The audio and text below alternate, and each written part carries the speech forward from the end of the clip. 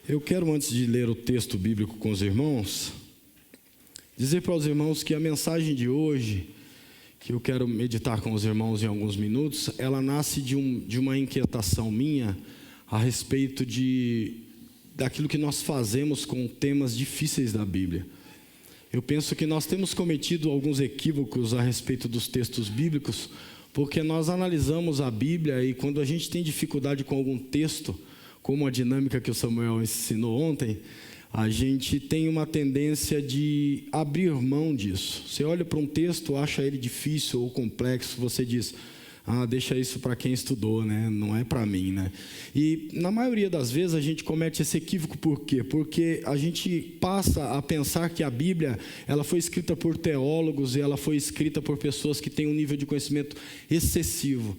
Na verdade, a Bíblia foi escrita no meio das dificuldades da vida, de fato.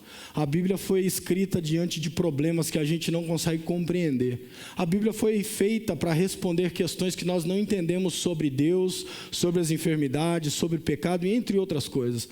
A grande questão é que nós às vezes problematizamos as coisas e tiramos a simplicidade do texto e fazemos com que ele fique muito difícil para compreender. Então eu mesmo disse para minha esposa, eu preciso fazer alguma coisa e tentar, de certa forma, resgatar alguns princípios que nós precisamos ter. Porque se a Bíblia ela foi escrita para o povo e para o meio das circunstâncias da vida, por que é que existem textos da Bíblia que parecem não fazer parte da vida? Parece que alguns textos ficam tão complexos, tão difíceis de entender, que a gente diz, não, isso aqui é para outra coisa, isso é para uma discussão teológica, isso é para outra coisa. E eu, por algumas aulas que dei em alguns seminários, eu tive algumas complicações de interpretações. Eu não vou falar especificamente sobre o problema, mas eu me encantei em pensar sobre o livro do Apocalipse. Eu quero pegar um texto dele hoje, e eu quero pensar com os irmãos como é que a gente pode tirar desse livro uma possibilidade para que a gente entenda ele ou interprete ele para a nossa vida. Como é que um livro dessa forma, que uma pessoa usou a expressão e disse para mim, esse livro é o livro do medo, esse livro é o livro do terror, esse livro é um livro que... Mas, poxa, na história da Bíblia e na história da igreja, esse é um livro para causar em nós um sentimento de esperança e um sentimento de resistência.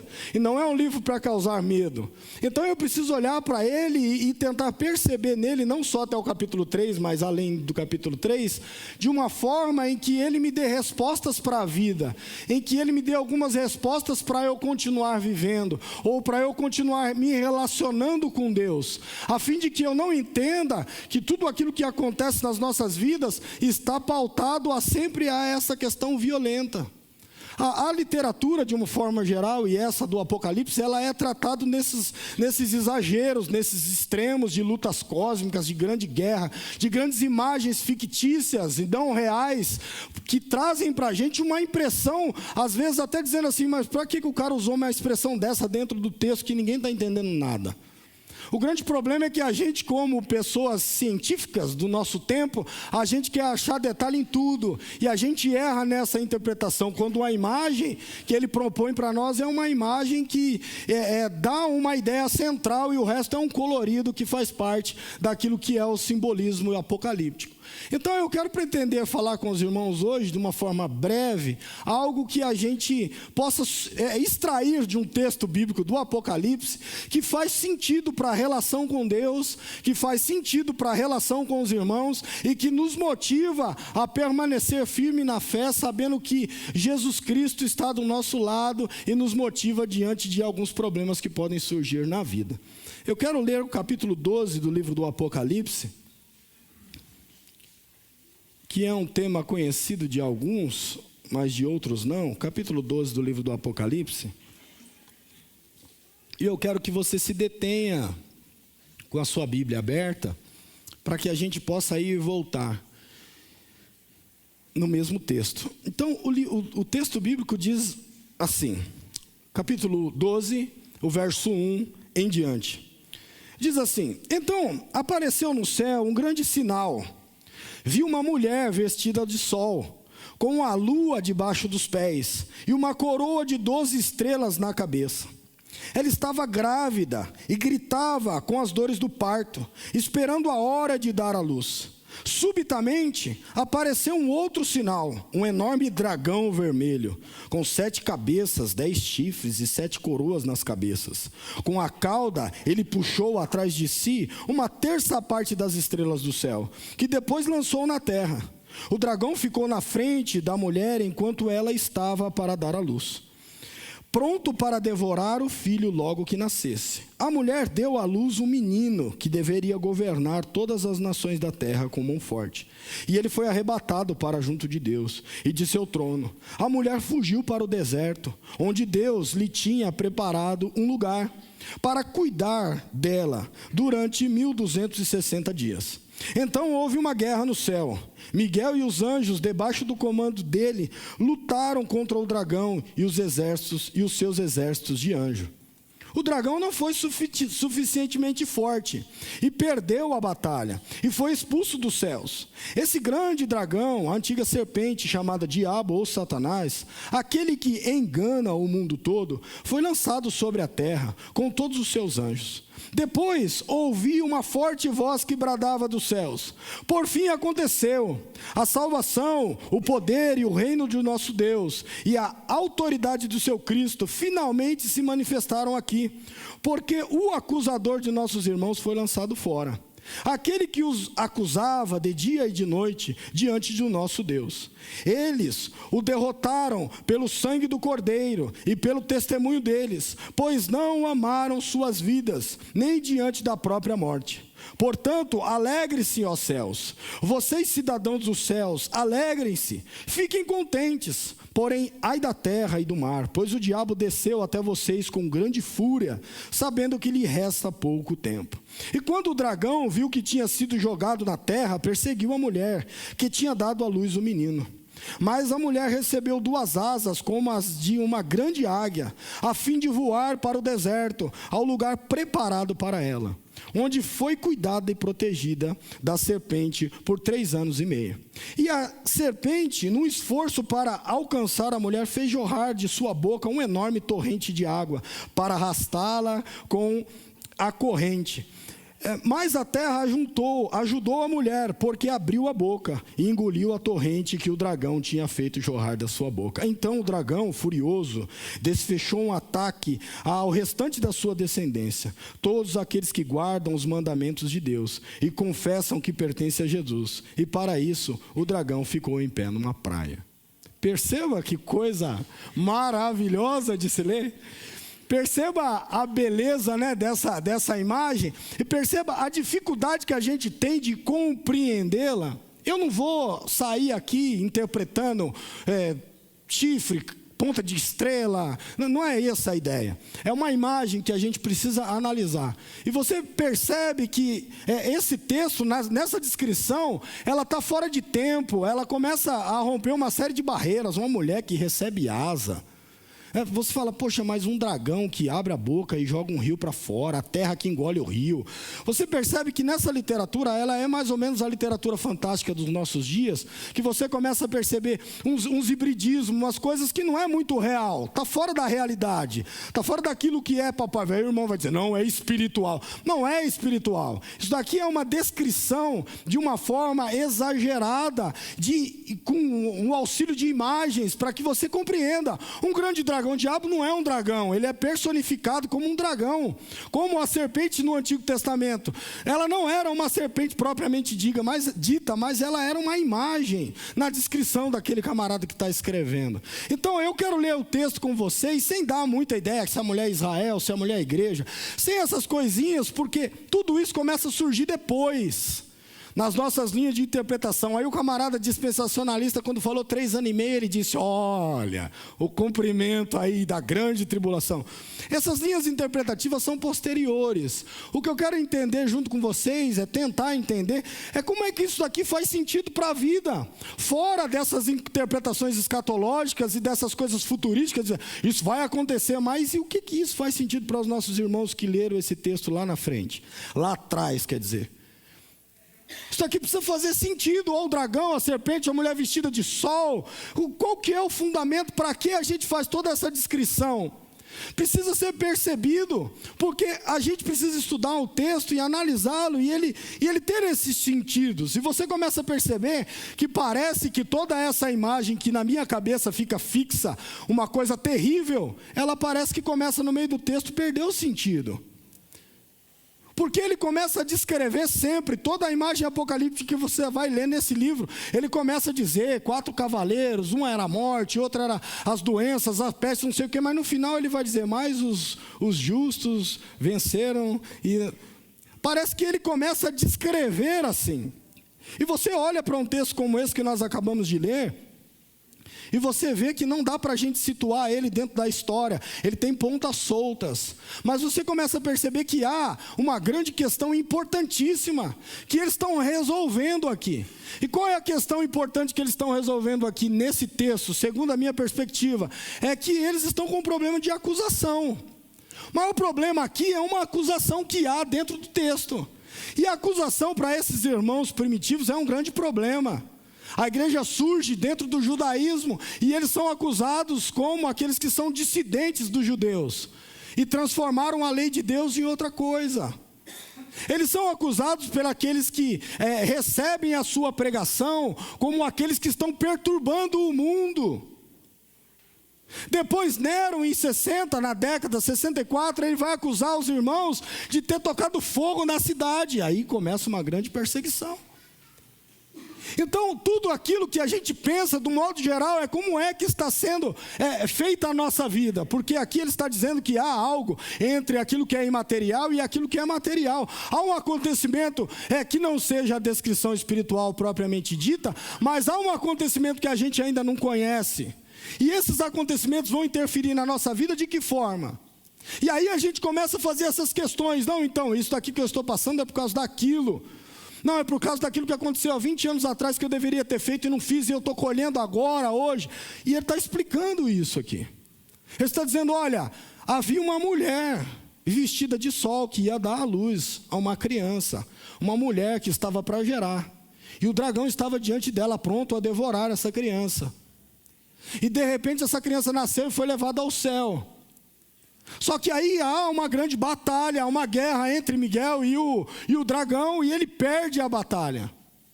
Quando o dragão perde a batalha, ele é jogado fora do céu. Aqui que a gente está na questão do texto. Porque ele vai dizer assim, porque ele estava lá no céu, e de dia e de noite ele acusava os irmãos. O texto é claro, nós vamos ler já. E aí, por que a gente precisa fazer toda essa imagem enorme, com bichos terríveis, com um dragão mitológico, com coisas extraordinárias? É só para a gente entender que há algo por trás que a gente ainda não entendeu.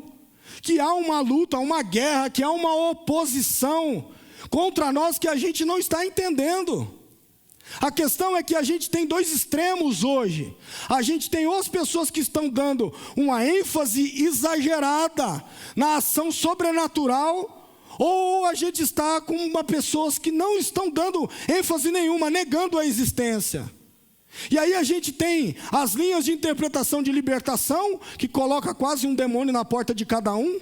Nasceu, ganhou um demônio de presente para te perseguir até morrer. É quase isso, que cada um tem que ter um infeliz. Não é assim a interpretação. Ou então estão negando, dizendo, olha, não existe nada disso, o mundo espiritual, entre outras coisas.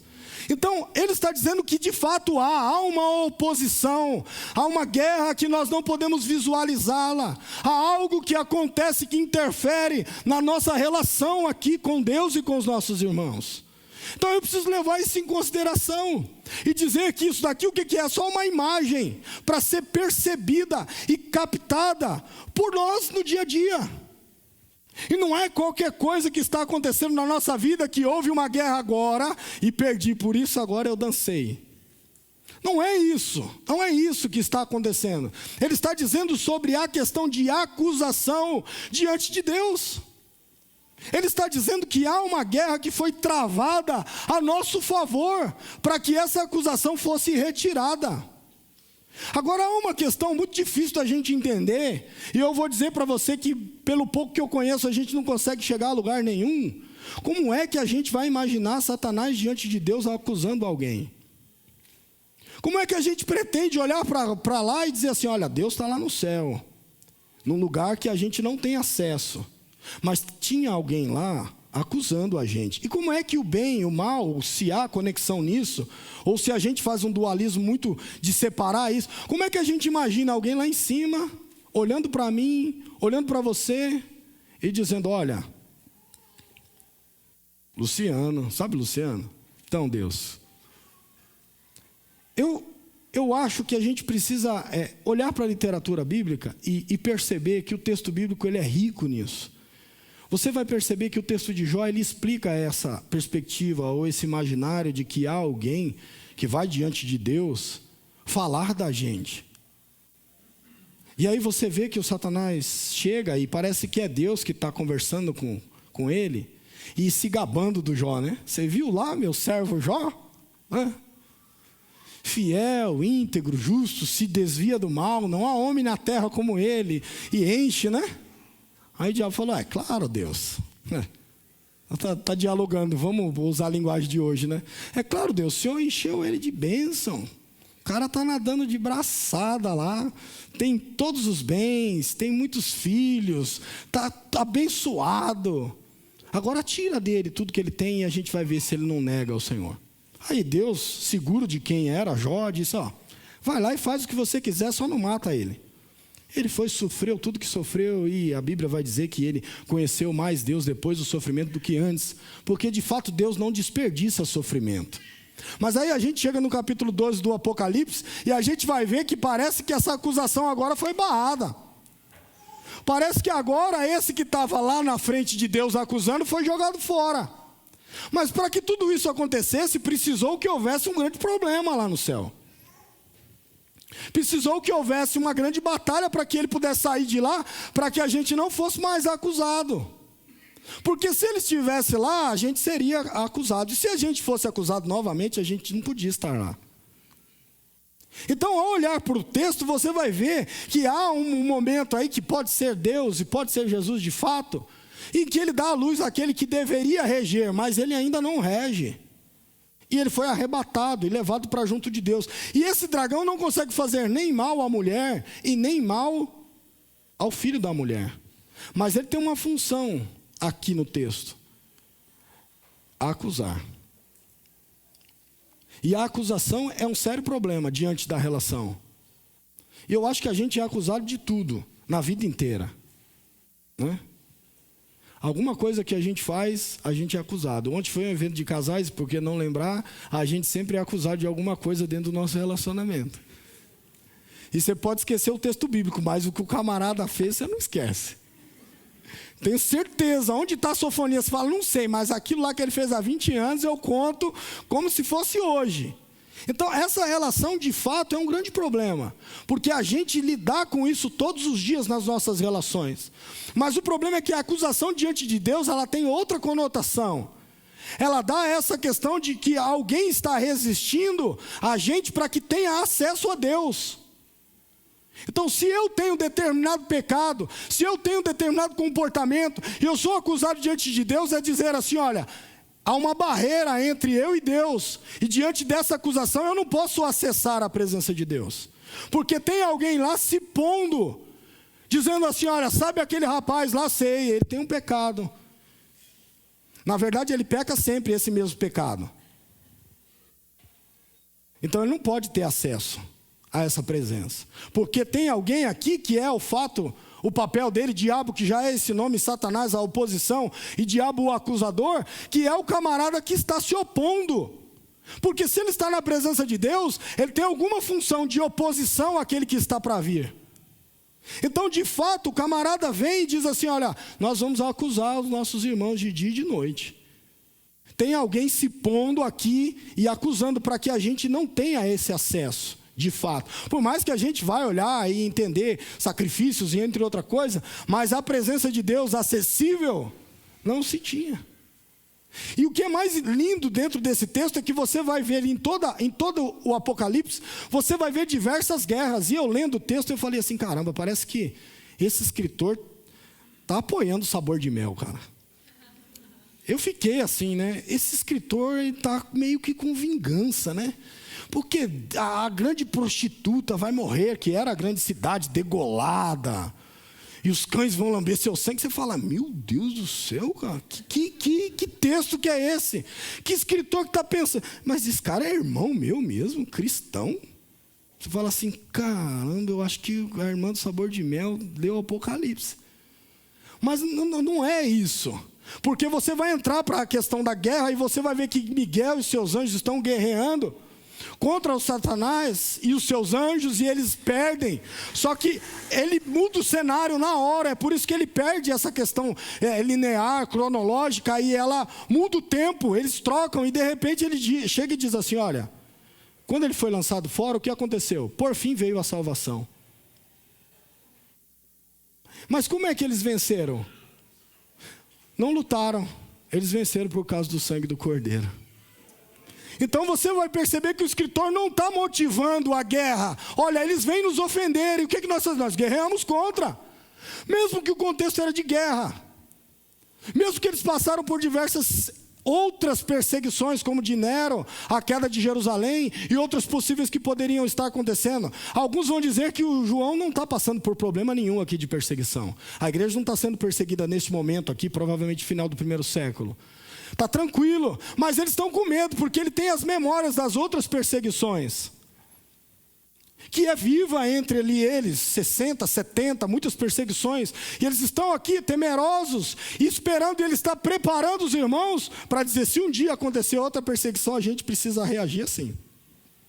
Mas aí ele diz assim, olha, depois eu ouvi uma voz que bradava dos céus, por fim aconteceu. Perceba que parece que esse por fim aconteceu é algo que eles estavam não vendo a hora que acontecesse. Parecia que havia um desejo de que aquilo acontecesse logo, mas não aconteceu antes, aconteceu agora, quando ele está narrando. Mas quando aconteceu? Dentro do texto é após a queda desse anjo aqui.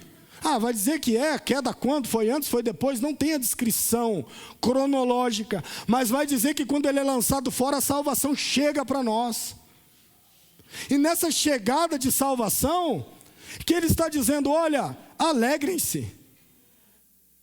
E é aqui que eu acho que é um grande problema para nós. Porque olhar para um texto desse tamanho, com todas essas descrições, e tirar a alegria daqui, parece... Meu irmão, não, né? A guerra no céu, anjo contra anjo, anjo bom com anjo mau, essas coisas esquisitas, como é que a gente vai se alegrar? Mas ele está dizendo, olha, alegre-se, porque tudo isso que foi feito propiciou para nós o acesso à salvação, proporcionou para nós a entrada no reino de Deus, fez com que tudo isso que era contra nós virasse a favor de nós.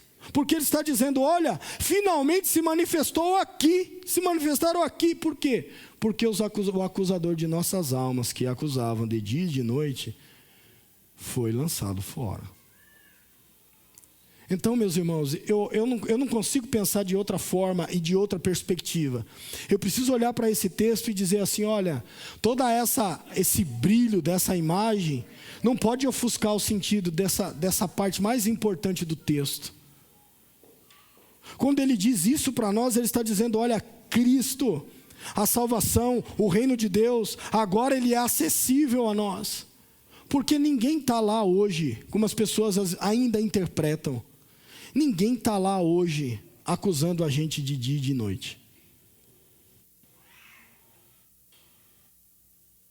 O grande problema é que nós pensamos de outra forma, e quem acusa a gente é a gente mesmo. Quando nós nos chegamos à presença de Deus para prestar culto, e alguém lê um texto dizendo assim, olha, se você lembrar que tem alguma coisa contra o seu irmão, vai lá e conserta, a gente já... E esse irmão aí está com as mensagens meio duras hoje, né? A gente sabe que tem coisas que a gente precisa fazer, mas a gente sabe que tem coisas que a gente não quer fazer.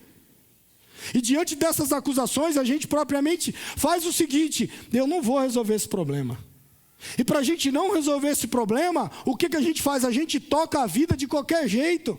E a relação com Deus, diante das nossas próprias acusações, a gente esfria. Porque a gente diz, é melhor não ter muito contato, porque senão eles vão falar, Deus vai falar real dentro de mim. E eu vou ter que mudar. Já para que eu não quero mudar, a gente deixa. A gente muda a mensagem. A gente procura outra mensagem mais legal na internet, que é a mais legal de ouvir. Mas aqui o que ele está dizendo, o que ele está demonstrando para a gente, há uma necessidade de que a gente se relacione diante dessas acusações e que ela não vai dar efeito na nossa vida. Porque as acusações diante dos irmãos poderiam dar problemas aqui, na vida. E as nossas acusações hoje, que a gente recebe de alguém, pode causar problema nos nossos ministérios. Dependendo da acusação que alguém fizer a meu respeito, ele acaba com a credibilidade da gente de poder subir no púlpito. Ou não. De repente, daquilo que as pessoas, da imagem que as pessoas tiverem de mim lá na rua. Quando eu subir aqui, pode ser que a igreja toda não veio, mas se uma pessoa viu, e ela sentar aí, ela vai falar, ixi, esse irmão aí, não é? As pessoas ousam dizer assim, quem é ele para estar pegando a palavra de Deus? Não é? E aí a pergunta que precisa caber dentro da relação nossa e da relação nossa com Deus: qual é a função que nós estamos exercendo? Nós estamos exercendo a função daquele que absorve a culpa dos irmãos, ou nós estamos exercendo a função daquele que acusa os irmãos? Porque nós estamos diante de Deus, e na nossa relação com Deus nós fazemos o quê? Absorvemos ou acusamos? Senão a gente tomou o lugar de alguém que não é o lugar que nós deveríamos tomar. Ou receber, né? Nós precisamos tomar o lugar daquele que é ministro de quê? De reconciliação. O meu irmão caiu, eu preciso lá ajudar ele, reconciliar ele com Deus, na relação com a igreja, beleza. Não o contrário, meu irmão caiu, eu acho que ele tem que ficar caído lá fora mesmo, porque aqui é lugar dos santos redimidos, só que vão para a glória. Porque aqui os irmãos e as irmãs são vestidas de sol, e a luz está debaixo dos seus pés, e as 12 estrelas cobrem a sua cabeça. Majestade, santidade, e entre outras coisas, estão presentes diante de nós. Então, eu preciso observar isso. Na minha relação com a imagem e na minha relação com Deus, aonde eu estou me posicionando? E qual é a nossa postura? O texto está claro. A salvação chegou. Cristo recebeu a acusação. E a acusação não é autoridade. E não há mais necessidade de acusação. Não cabe mais acusação na relação com Deus e com a igreja. Não cabe mais acusação dentro da relação com Deus. Cabe o quê? Redenção, meus irmãos. Salvação, cabe libertação. Cabe abandono de uma vida ruim e uma vida nova em Cristo. É isso que cabe na nossa nova relação com Cristo, a partir de que a salvação chegou. Por fim aconteceu o quê? O momento em que nós vamos ser redimidos. O momento em que nós passamos da morte para a vida. É isso que acontece dentro da relação cristã. Não somos agentes de Satanás, meu irmão. Nós somos cheios do Espírito Santo. E a Bíblia vai dizer que aquele que crê em mim, rios de água viva saltarão do seu interior, é vida para dar vida. Então você, meu irmão, você é um agente de vida, e deixe Deus usar você para gerar vida. Em nome de Jesus. E na relação e no acesso ao trono de Deus, à presença de Deus, leve eu lá e diga: Senhor, é um miserável esse rapaz, tem misericórdia dele, transforma essa coisa ruim. É de fato isso que a gente tem que fazer, meus irmãos. É de fato isso. Então, olhe para o texto, e ele vai dizer: e eles o derrotaram pelo sangue do Cordeiro. Me parece que a luta não é essa luta física, não é essa luta estratégica, não é essa luta ruim que a gente fere pessoas, mas é o contrário. É uma luta para que a gente tire elas da morte, é que a gente vence gerando vida, porque é o Cordeiro, o sangue de Cristo que me renova. Agora não estamos mais mortos em ofensas e pecados, agora nós temos vida, e vida em abundância. Mas por causa de quê? Por causa do Cordeiro. E aqui a coisa mais linda é que a gente parece que reverteu, né? O cristianismo contemporâneo perverteu essa ideia de vitória, né? E a gente olha a vitória, irmão, recebeu uma vitória. O que é? Trocou de carro, pegou aí um híbridos 2018, você fala, que bênção, hein? É uma vitória. Recebi, qual é a outra vitória? Não, aquela coisa lá que estava na justiça, caiu lá 200 mil na minha... Oh, aleluia, vai contar a sua vitória. É vitória, meu irmão, concordo, é vitória. Bênção é bênção, ninguém está dizendo que não é bênção. Mas não é só isso. Não é só isso. O texto está dizendo porque eles venceram e derrotaram. Por causa do quê? Por causa do sangue do Cordeiro. Então, se a gente não tinha a possibilidade de ter essa vitória, agora você tem. E se o texto está dizendo para a gente, alegrai-vos, celebrem, regozijem, como é que a gente não consegue achar alegria diante de um texto desse, meus irmãos? Como é que parece que a imagem distorcida de um dragão feio de 7 cabeças, quem assistiu aqui a Caverna do Dragão, lembra dele, né? Que no fim parece que ele era o mestre dos magos, aquela coisa toda. Mas na verdade, a gente se perde na imagem feia. Essa é da época do Wagner, que eu só ouvi ele contando, eu sou mais novo. A cara dele, a cara dele. É o contrário. Então, na verdade, é isso. A gente para na imagem e a gente esquece a beleza do resto do texto. A gente não pode fazer isso. A gente tem que se dedicar para achar essa riqueza, essa coisa linda no meio de um texto desse. No Apocalipse, que normalmente nós não leríamos. Num culto de domingo, irmão, falar da besta, do dragão, falar da mulher vestida de sol, não vamos ler, por quê? Porque é isso aqui, a gente começa, fica aquela coisa meio, né? Irmão, falar num negócio desse, não tem nem tema para falar, mas tem aqui, ó. Como é que a gente consegue, meus irmãos, o acesso à presença de Deus, se não pelo sangue de Jesus? Como é que a gente não consegue, mais parece que o foco da vitória, entre a vitória física, financeira, e as conquistas da vida e a elevação do nosso ego, ela tomou uma proporção tão grande que a vitória do sangue de Jesus, ela despencou, ou ela caiu para o outro lado, para o lado de lá, bem longe, que não tem mais graça. Você faz uma santa ceia e fala, irmão, louvado seja Deus, porque os nossos pecados foram apagados. Glória a Deus. Meus irmãos, uma necessidade da gente de fato enxergar a importância e a alegria que precisa se ter diante de um texto como esse, diante da capacidade de se vencer, porque olha só o texto que ele vai dar sequência, ele diz assim, e pelo testemunho deles, pois não amaram suas vidas, nem diante da própria morte. O texto do Apocalipse, ele é assim, olha, você vai morrer se você for crente. Não nega Jesus, dá testemunho que você é crente, você vai morrer. Perseguição, vão te matar. Mas se você adorar a besta, você vai morrer também. Mas só vai morrer. E vida não tem aqui no texto, não tem vida em lugar nenhum. É morte de um lado ou morte do outro. Se eu adorar, receber a imagem da besta, está morto. Se eu não adorar e não receber a imagem, estou morto também. Mas a lógica é de fato o interesse que a gente tem entre o sangue do Cordeiro e o testemunho diante da própria vida. Ninguém está dizendo que você vai morrer aqui em nome de Jesus, ou que você deve morrer. Olha, irmão, se você negar Cristo, você vai morrer, vai para o inferno. Não é isso, porque senão Pedro ia também.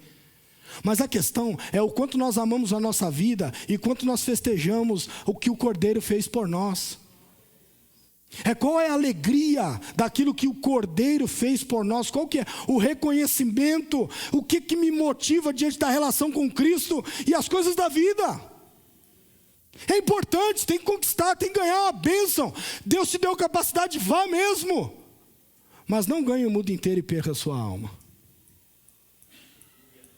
Não ganhe todas as coisas do mundo. Não fique bem de vida e no final você diga, olha, deixei de desfrutar, talvez, as coisas boas da vida, porque eu só pensava em ganhar dinheiro.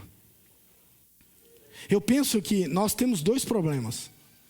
Ou nós só ganhamos dinheiro e não desfrutamos a vida, ou nós nem ganhamos dinheiro, nem desfrutamos a vida e nem somos cristãos também. Fica assim, não parece? Ganha dinheiro, morre de ganhar dinheiro. Aí não é cristão porque não dá tempo. Não desfruta a vida porque não dá tempo. Tem dinheiro? Tem, mas faz o que com ele? Então, o que a gente precisa fazer, meus irmãos?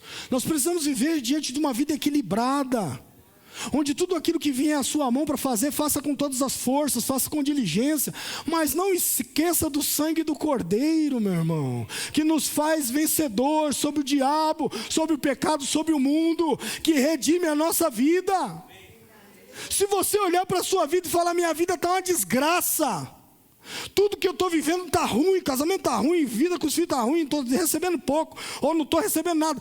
Olhe para esse sangue vertido por nós na cruz do Calvário e se alegre em nome de Jesus. Se há necessidade de achar algum motivo de agradecer a Deus hoje, seria esse. Não tem mais acusador, não tem mais quem possa estar entre eu e Deus, não tem mais quem nos separe. Então quem é que tem o sangue de Jesus me dando acesso livre a todo momento, a todas as pessoas que se achegarem? E o que nós viemos fazer no culto? Celebrar isso. Celebrar a vida de Deus em nós. Celebrar o sangue do Cordeiro que apaga os meus muitos pecados. E não é pouco, não, é muito mesmo. Se você for corajoso, te desse o microfone, você pode falar, é muito também. Não tem como a gente dizer que tem pouco pecado. O salmista diz, afasta de mim a multidão dos meus pecados. Então, como é que a gente consegue se relacionar com o texto bíblico? E olhar para ele e dizer assim, Deus é tão maravilhoso e é capaz de, no meio de tanta desgraça, tanta guerra, tanta coisa ruim acontecendo, Deus apaga os nossos pecados. Mesmo que o problema e as adversidades sejam mais gritantes nas nossas vidas. Eu penso que o livro do Apocalipse, ele é um livro tão intrigante, porque a gente não consegue ler ele sem a nossa lente, né? A gente já se aproxima dele já com coisa pré-concebida. O medo, a desgraça. Esse livro não é para a gente, mas se ele está dentro do cânon, a gente precisa resgatar ele, né?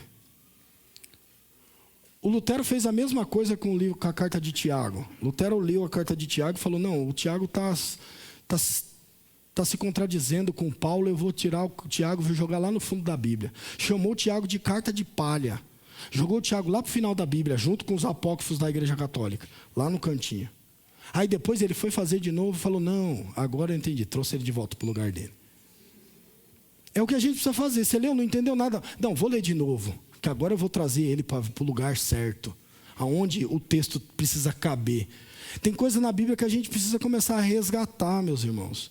Não é o interesse no fim do mundo, não é o interesse que o dragão, que a besta, que o caramba que o pai está aí faça. É o interesse em que a gente tenha um desejo de que o texto bíblico faça sentido na nossa vida. Ele precisa dar sentido hoje. Eu preciso olhar e dizer assim, olha, Deus de fato está no meio de nós, lutando a nosso favor. E o grande problema é que a gente pode perceber no texto que ele não está lá acusando, mas agora ele está aqui. E o texto vai dizer isso, de forma clara. Ele vai dizer, portanto, alegrem-se vocês, cidadãos dos céus, o 12 e o 12. Vocês, cidadãos dos céus, fiquem contentes, porque ai da terra e do mar, pois o diabo desceu até vocês com grande fúria, sabendo que resta pouco tempo. E quando o dragão viu que tinha sido jogado na terra, perseguiu a mulher que tinha dado a luz ao menino. Você percebe que parece que eles estão dizendo assim, olha, eu vou explicar para vocês qual é o caos do nosso tempo. O caos do nosso tempo é porque houve uma guerra do céu e o diabo foi jogado na terra. Quando ele foi jogado na terra, ele influenciou os homens com maldade. E essa maldade causou o caos que a gente está vivendo. Isso aqui no cristianismo primitivo. Ele está justificando qual é a origem do mal na sociedade, dizendo, olha, o diabo, ou o dragão, a serpente, o Satanás, o nome que você quiser dar para ele está influenciando a nossa sociedade hoje. Ele está fazendo com que as nossas vidas sejam ruins, com que haja injustiça, com que os bons sejam mortos, com que as pessoas da igreja sejam jogadas em calabouços, apanhem. Então ele está dizendo, olha, é por isso, porque ele está na terra, mal influenciando o sistema, as pessoas e entre outras coisas. É importante frisar uma coisa, ele não está justificando e tirando a culpa das pessoas. Porque se a gente faz a maldade, a culpa é nossa. Não dá para dizer estava possuído e não lembro de nada. Essas coisas não colam, não. A realidade é o seguinte, nós precisamos entender que há uma influência, há um movimento espiritual acontecendo imperceptível à nossa vista. O que a gente precisa entender também é que não é os extremos que a gente vê. A gente precisa ter discernimento e dizer assim, olha, de fato eu estou percebendo uma influência má hoje. E se eu fosse um pouquinho mais crente, como eu já fui, eu diria que há alguns dias já venho passando por alguns problemas que poderiam ocasionar uma influência má só por causa de um texto como esse. Só por causa de uma pregação como esta, para a gente chegar diante da igreja e pregar, eu diria, olha, está bem complicado. Porque de fato, até para a gente parar para fazer as coisas e ter de fato problemas e entre outras circunstâncias, eu falei, a Sônia falou assim, prega outra coisa, né? Que você precisa ler menos. Ela falou, você vai precisar ler menos. Pega uma mensagem que já está pronta, né? Está tranquilo, eu entendo. Aí ela falou, Apocalipse, você sabe, né? Nem todo mundo vai entender. Eu falei, não tem problema. A gente vai subir lá e a gente vai conversar e alguém vai entender em nome de Jesus. Se Deus quiser, a igreja inteira. Porque, meus irmãos, de fato, há essa influência má diante de nós. Há problemas que a gente experiencia na vida que é uma influência maligna, de fato. Mas não é tudo não, tá? Não é tudo não. O cara foi ignorante comigo hoje. Meu marido, a minha mulher. Não é o diabo que está lá falando na boca dele, não. Pelo amor de Deus, meus irmãos. Não é isso não. Precisa haver um equilíbrio, precisa haver discernimento. Você tem discernimento para dizer, olha, de fato hoje é. Hoje está acontecendo. Por isso que a Bíblia vai dizer que é discernimento de espírito. É saber quem está se movendo diante de nós. É saber qual que são as sensações. Porque nós estamos hoje aqui diante do culto, meu irmão. Você veio para a igreja, você ouviu os louvores, você cantou com a igreja. E que discernimento que você tem para dizer, olha, a manifestação de Deus está aqui. Deus está presente, aquele chavão, né? Deus já falou por meio dos louvores, e agora nós vamos ouvir a palavra de Deus. Tá, mas você ouviu mesmo de fato? Você sentiu a presença de Deus? Há sensibilidade em nós para isso? Se não há essa sensibilidade, não há discernimento de espírito também não. Não há, porque você não sabe quem está se manifestando quando, nem de que jeito. Tem que haver essa sensibilidade em nós. E quem dera a Deus hoje exista isso em nós e nasça e se crie em nós hoje, por meio do Espírito Santo, para que na vida, no decorrer dos problemas, a gente entenda isso e diga assim, de fato, há uma manifestação extraordinária de Deus me conduzindo a alguma coisa boa, como a Fabi disse, ou de Deus ou do diabo querendo me levar a algo que não é de Deus. Precisa haver isso diante de nós, porque senão nós vamos ter alguns problemas. Então, seguindo, ele vai dizer assim no 13: e quando o dragão viu que tinha sido jogado na terra, perseguiu a mulher que tinha dado à luz o menino. Mas a mulher recebeu 2 asas, como a de uma águia, a fim de voar para o deserto, ao lugar preparado para ela, onde foi cuidada e protegida da serpente por 3 anos e meio. Você vai analisar que aqui a gente começa já a ter aqueles problemas de quebra de limites, né? Uma mulher que recebe asas e vai para um deserto. E a numeração, é claro que a numeração aqui ela é simbólica, não é um número exato, né? 3 anos e meio, de fato. É um número simbólico também. E aí você começa a perceber que há um trabalhar e um cuidado com essa mulher. Desculpem. No final do texto, você vai ver assim, 17. Então o dragão furioso desfechou um ataque ao restante da sua descendência. Todos aqueles que guardaram os mandamentos de Deus e confessaram que pertenciam a Jesus. E para isso, o dragão ficou em pé na praia. Perceba a relação. A perseguição de fato que aconteceu ou que aconteceria não era causada pelo dragão, não era o dragão que estava ali causando. Quem estava causando a perseguição eram os judeus, era o império, eram perseguições locais em algumas cidades, entre outras coisas. Mas o que ele está dizendo foi o dragão que perseguiu. E ele perseguiu quem? Os descendentes da mulher. Quem são os descendentes da mulher? Esses que guardam os mandamentos, que professam o nome de Jesus. Esses são os camaradas e as pessoas que são perseguidas pelo dragão. Agora, quem age segundo a vontade do dragão não é senão outras pessoas. Não vai ter uma pessoa, um anjo personificado na imagem de um homem e vai vir fazer mal para a gente. É o próprio homem influenciado para fazer mal um para o outro. Então o que a gente pode perceber é que ele está dizendo assim: há uma influência. E para a gente justificar tudo isso que está acontecendo, perseguição, guerra, entre outras coisas, eu vou contar essa história para você entre o dragão e a mulher. Ele caiu do céu e agora ele está aqui atormentando a gente. E já não está lá acusando a gente. Hoje ele está aqui atormentando, de fato, né? O que a gente precisa analisar, meus irmãos, no todo dessa mensagem, é que a gente tem uma situação hoje de grande privilégio. O fato é que o sangue de Jesus nos purifica e nos cobre de todo pecado. O fato é que a gente não tem uma relação espiritual que está jogado à míngua para dizer assim: olha, vocês são crentes espirituais, se virem aí. Não, há uma proteção de Deus diante de nós. Há aqui dentro desse contexto um martírio, claro, aqueles que amam e não negam a Deus e morrem por causa disso. Há relatos de mártires dentro do Apocalipse, é o que mais tem. Inclusive o sangue deles estão clamando por vingança. Mas de fato, o que tem de importante para nós hoje é que o Senhor Jesus não nos desampara. E por mais que a gente olhe para um texto como esse e veja uma luta terrível por trás de onde os nossos olhos não alcançam, a gente pode ler o João e dizer que o João está dizendo que o maligno não nos toca. A gente pode perceber que a maldade vai ter um limite. Se você voltar para Jó, como que a gente leu, Deus vai dizer assim: olha, você pode fazer isso, mas pode até aqui, ó. Daqui para lá não. Ah, está acontecendo tal coisa, mas vai ter um limite, meu irmão. Não é limite de provação, é limite que Deus dá diante das nossas circunstâncias da vida. Eu quero dizer para os irmãos, de fato, meus irmãos, o que a gente precisa mais viver hoje, na nossa relação com Deus e com os amigos, é uma vida liberta pelo sangue do Cordeiro.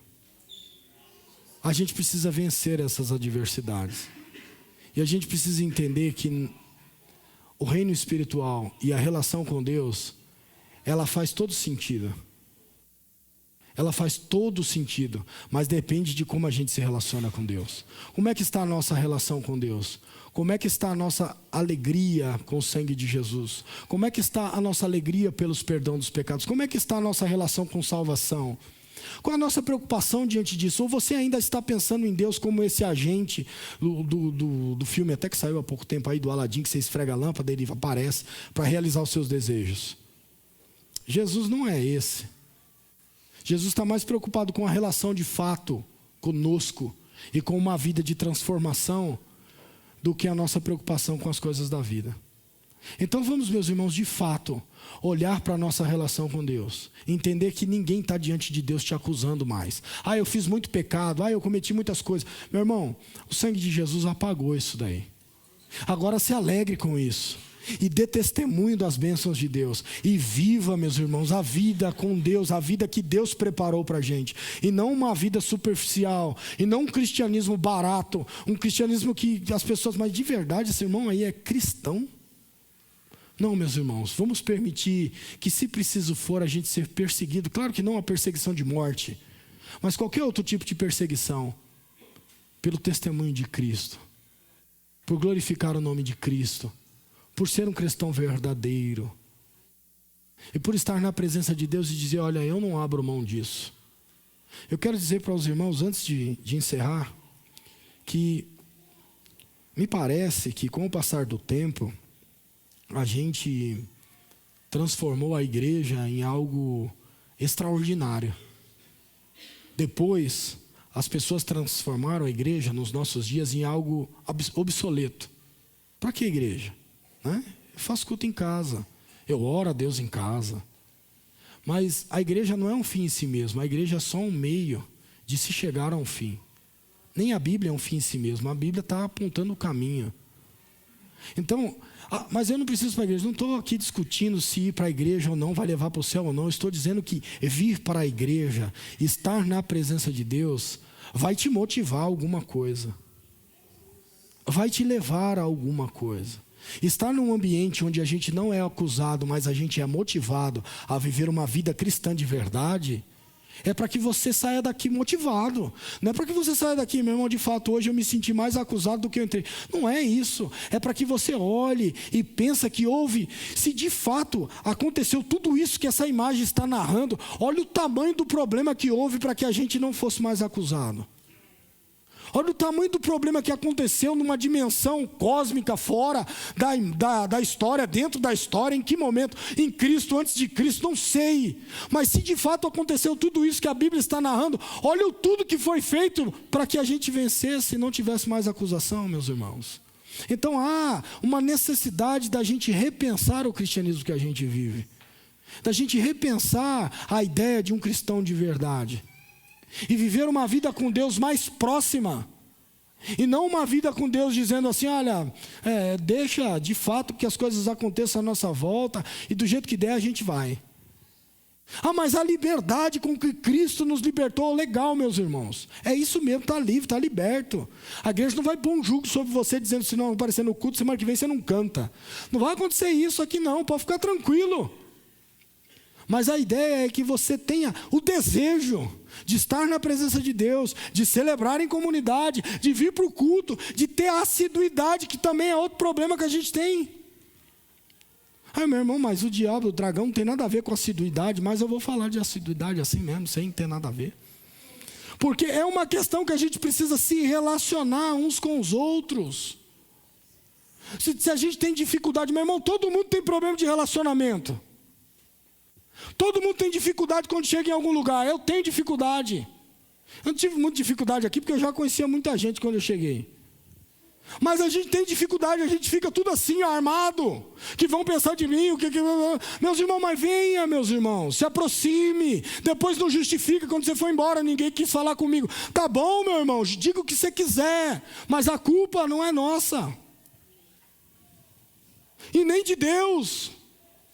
A culpa é na nossa indisposição de se aproximar das pessoas e de não acusar ninguém de nada. Não acuse ninguém, não justifique-se com os problemas dos outros, mas simplesmente se aproxime, se achegue, seja gente como nós, cheio de defeitos, cheio de problemas, cheio de dificuldade. Uma hora ou outra sai uma palavra que ofende alguém, a gente vai, desculpa, falo demais, me perdoe em nome de Jesus, se abraça e segue a vida. Mas senão a gente fica com essa coisinha, né? Rompe aqui, rompe lá, rompe, daqui a pouco está em casa. Não, hoje as igrejas estão todas com problema. Você está bom, né? Eu também. Zeradinho, né? Então, meus irmãos, o que eu gostaria que a gente fizesse? Que você nesse momento curvasse a sua cabeça e falasse com Deus de fato. E fizesse uma análise aí.